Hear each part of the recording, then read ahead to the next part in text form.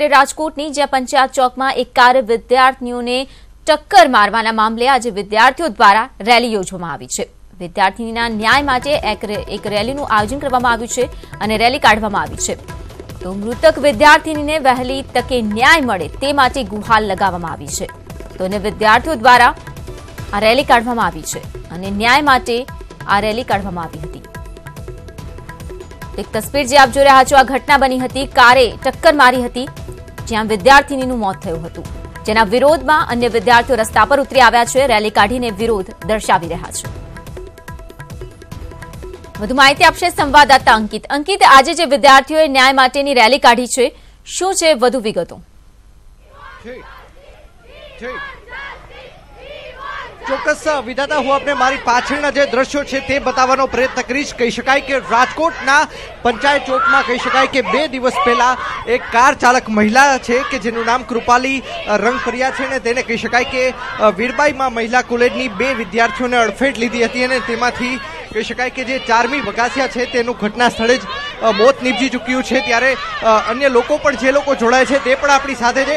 શું કહેશો, એક ન્યાય માટેની રેલી અત્યારે કાઢવામાં આવી છે જે હિટ એન્ડ રનમાં જે 4મીનું મૃત્યુ થયું છે એના ઘરને વળતર મળે। હિટ એન્ડ રનની કલમ નથી ઉમેરો કર્યો, હિટ એન્ડ રનની કલમનો ઉમેરો કરે અને 24 કલાકની અંદર જે બેન છૂટી ગયા છે એને લોકઅપની સીસીટીવી કેમેરામાં જોઈ શકે કે એ બેન લોકઅપમાં હતા કે નહીં, ખરેખર એ અમારી માંગ છે। ચોક્કસ, તો આપણી સાથે અન્ય દીકરીઓ પણ આપણી સાથે છે, આપણે તેમને પૂછવાનો પ્રયત્ન કરીશું। બેન, શું કહેશો, અત્યારે તમે બધી જે વિદ્યાર્થીનીઓ છો તે રેલીમાં જોડાઈ છો, શું કારણ છે આ પાછળ? એક ખાલી 4મી માટે નથી, આ બધા માટે છે કે લોકો શાંતિથી સ્કૂટર ચલાવે, ધ્યાન રાખે અને એકબીજા માટે કંઈ થાય તો લોકો બધા ભેગા થાય। અત્યારે હું હજી એમ કહીશ ન્યૂઝ થ્રુ કે as much as people possible join થાય। શું કહેશો, તમે પણ રેલીમાં જોડાયા છો? હા, એકચ્યુઅલી છે કોલેજમાં જતો તો પછી મેં જાણ્યું કે એકચ્યુઅલી શું થયું છે। મને જે ખબર પડી કે ગર્લનું એક્સિડન્ટ થયું છે ભયંકર રીતના, તો પછી મેં મારી કોલેજમાં કે જસ્ટિસ જોઈન કરી દીધી છે મેં। ચોક્કસ, તો કહી શકાય કે વધુ વિદ્યાર્થીનીઓ આપણી સાથે છે, આપણે તેમની સાથે પણ વાતચીત કરવાનો પ્રયાસ કરીશું કે તેમનું શું કહેવું છે। અન્ય વિદ્યાર્થીનીઓ પણ આપણી સાથે છે। શું કહેશો બેન, તમે બધા અત્યારે રેલીમાં જોડાયા છો? 4મીને ન્યાય મળવો જ જોઈએ। આવી રીતે કોઈ મારીને વયા જાય ને ઘરે તાળું મારીને વયા જાય ચાલે જ નહીં। બેન, તારું શું કેવું છે? 4મીને જેને મારી છે એને હેને પૂરતો ન્યાય મળવો જોઈએ, 4મીને એને અને ઓલીને જેલ જ થવી જોઈએ, જેલની સજા થવી જોઈએ। ચોક્કસ, તો તમામ વિદ્યાર્થીનીઓ છે તેની અંદર પણ અત્યારે રોષ જોવા મળી રહ્યો છે। એક પોસ્ટર હું આપને બતાવવા માંગીશ। આ પોસ્ટરની અંદર આપ જોઈ શકો છો કે આ પોસ્ટરની અંદર લખવામાં આવ્યું છે કે જસ્ટિસ ફોર 4મી, human rights are not optional, આવું તમામ પ્રકારની અંદર લખવામાં આવ્યું છે। ત્યારે આપણે વિદ્યાર્થીઓ સાથે પણ વાતચીત કરીશું। શું કહેશો, ખાસ કરીને આ પ્રકારનું પોસ્ટર બનાવવા પાછળનો હેતુ શું છે? કોઈ પણ છોકરીને ઉપર જ્યારે આંચ આવે છે ત્યારે પૂરો સમાજ એને સપોર્ટ કરવામાં આવે છે। આજે કોઈ તે એક્સિડન્ટ બાદ છોકરી મરી જવા છતાં પણ પોલીસે કોઈ કડક કાર્યવાહી કરી નથી, જેના કારણે આ રેલી આજે અમારા બધા વિદ્યાર્થી દ્વારા કાઢવામાં આવી છે। શું કહેશો, તમે પણ આ રેલીમાં જોડાયા છો? આ જે છોકરીની જે એક્સપાયર થઈ છે અમારે પટેલ સમાજની હતી અને અમે નો જોડે તો કોઈ બીજા કોણ જોડાય? જેને એક્સિડન્ટ કર્યું છે હવે એને 1 કલાક બાદ છોડી દેવામાં આવે છે, અમે એ નહીં સહન કરી શકી।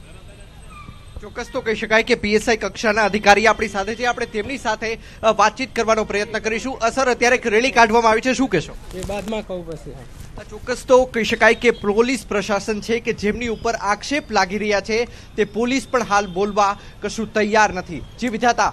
અંકિત, આભાર માહિતી બદલ। તો હાલમાં રોષ જે છે વિદ્યાર્થીઓમાં જોવા મળી રહ્યો છે, ન્યાયની માંગ સાથે રેલી કાઢવામાં આવી છે। વિદ્યાર્થીઓનું કહેવું છે કે જ્યાં હિટ એન્ડ રનની ઘટના બની હતી, વિદ્યાર્થીનીનું મોત થયું હતું, પરંતુ પોલીસ દ્વારા જે ટક્કર મારનાર મહિલા હતી, કાર ચાલક હતી, તેને 1 કલાકમાં છોડી મૂકવામાં આવી હતી, કોઈ યોગ્ય પગલાં લેવામાં નથી આવ્યા, જેના કારણે રોષ વ્યક્ત કરવામાં આવી રહ્યો છે।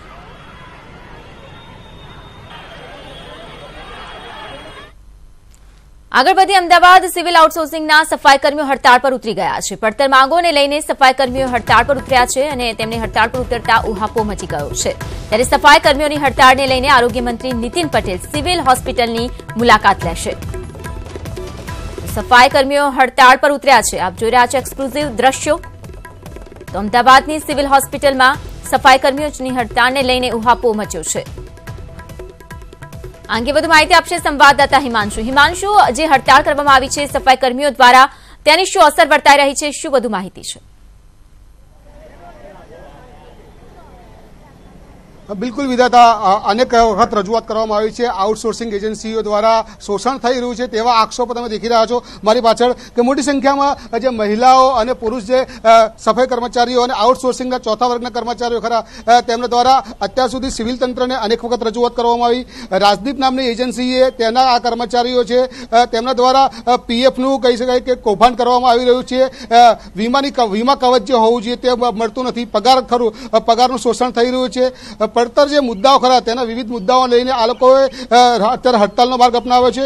જોગાનું જોગ છે કે આજે આરોગ્ય મંત્રી નીતિન પટેલ પણ આજે અમદાવાદ સિવિલ હોસ્પિટલની મુલાકાતે આવવાના છે.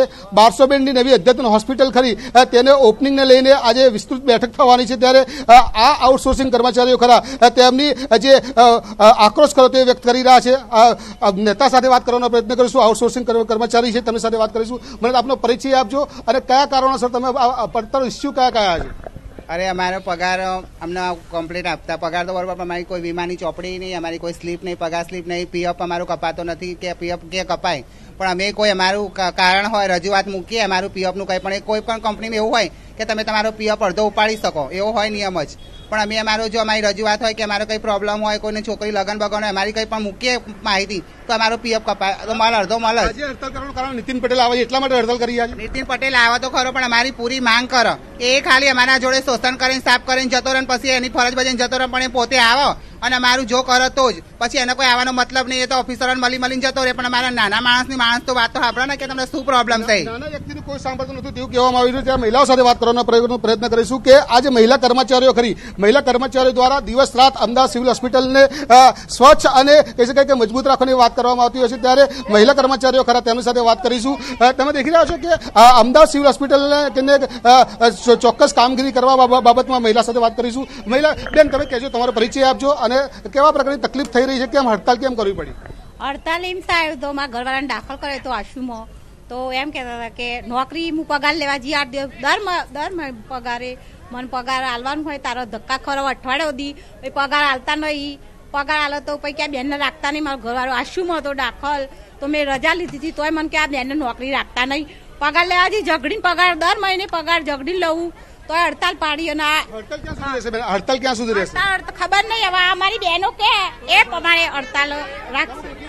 વિધાતા સ્પષ્ટ રૂપે કે આ જે કર્મચારીઓમાં કહી શકાય કે એકતા ખરી, એકતા છે પરંતુ નેતૃત્વનો અભાવ છે. પરંતુ જો વાત કરવા જઈએ આ કર્મચારીઓ ખરા પોતાની માંગને લઈને આજે મજબૂત રીતે રજૂઆત કરી રહ્યા છે. નીતિન પટેલ આવી રહ્યા છે, ત્યારે આરોગ્ય ખાતાના વિવિધ અધિકારીઓ ખરા, અધિકારીઓ પણ આવશે, ત્યારે તેમના કાને આ જે આઉટસોર્સિંગના કર્મચારીઓ ખરા તેમની વાતની રજૂઆત થાય તેનો ક્યાંક ને ક્યાંક ઉદ્દેશ દેખવા મળી રહ્યો છે. સ્પષ્ટ રૂપે માનવું રહ્યું કે આ હડતાલ ખરી, આ હડતાલ આગામી દિવસોમાં પણ ચાલુ રહેશે.